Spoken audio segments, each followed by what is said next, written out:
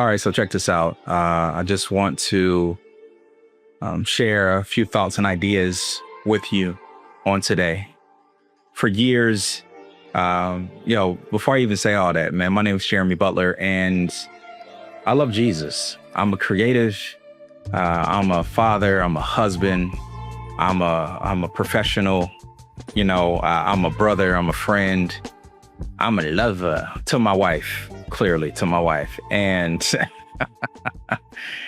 for years, man, I knew God was doing something in my life and wanted to do something through my life. And, I it just took me forever, man, to try to figure things out. And when real life happens, some people shrink, some people disappear, some people throw up on everything, some people quit, some people give up. And about 3 years ago, my wife uh, was diagnosed with breast cancer. And, that was one of the realest things that I've ever faced. And thank God today she is breast cancer free. And, you don't forget what suffering looks and feels like. You don't forget the crying, the tears, the disappointments at the doctor's office, the throwing up, the pain, the chemo, the radiation, the surgeries, the checkups. And when real life hits, it really makes you lock in. For us, it made us lock in. And I disappeared. I disappeared from social media. I stopped posting for about 3 years. And then, even in the midst of not posting for 3 years, right, I deactivated all of my accounts, hibernated my accounts from Facebook, Instagram, Threads, LinkedIn, TikTok, IG, like all of it. I was done because it was just so much. And there were so many distractions. There were so many voices. There were so many things kind of happening. And I just needed life to slow down. I needed to breathe. I needed to just be and be in the moment and enjoy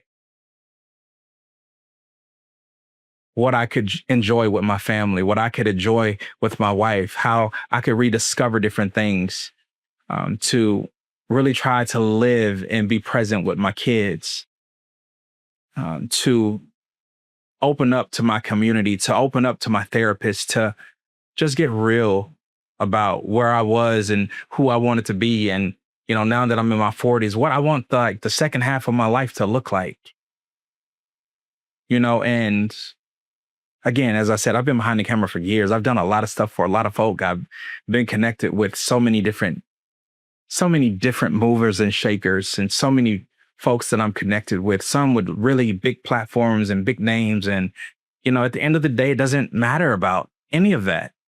It matters about what matters is what you do with the time that God gave you.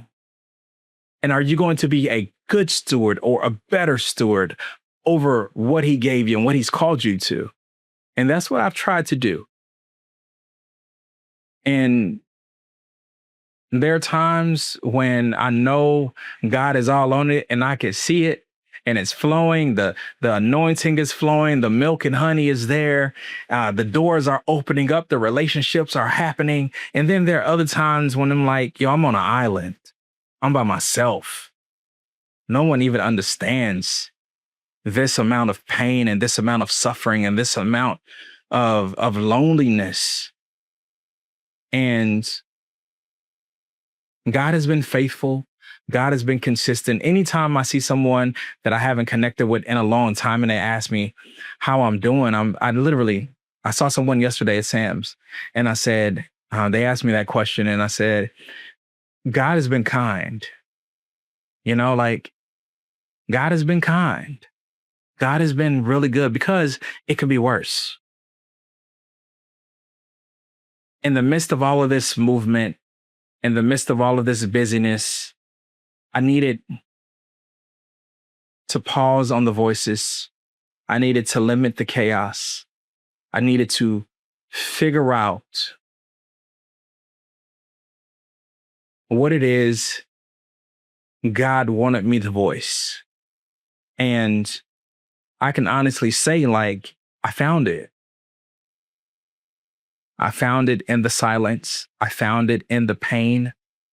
I found it in the suffering and still going through stuff, still experiencing things. And that I've come to believe that there are some things that only suffering and pain can teach you.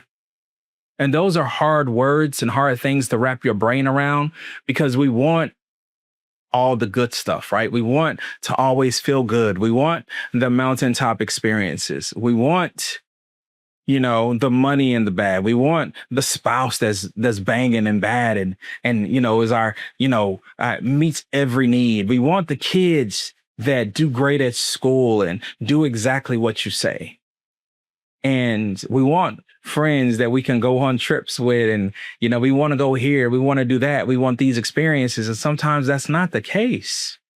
But what I am convinced of is that regardless of whatever season you're in, regardless of sometimes even how you feel about what God is up to and what God is doing, God is a very present help in a time of need.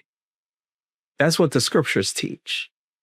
He's closer to you than a brother. He is God with us, Emmanuel. He is Yahweh, the one who gets personal with you.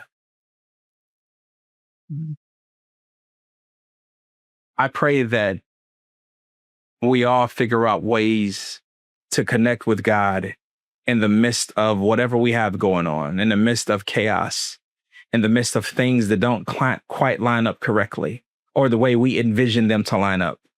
And I hope that you meet the God of the scriptures. And I pray that he continues to blow your mind with the plans and the dreams and the good stuff that he has for you. Peace.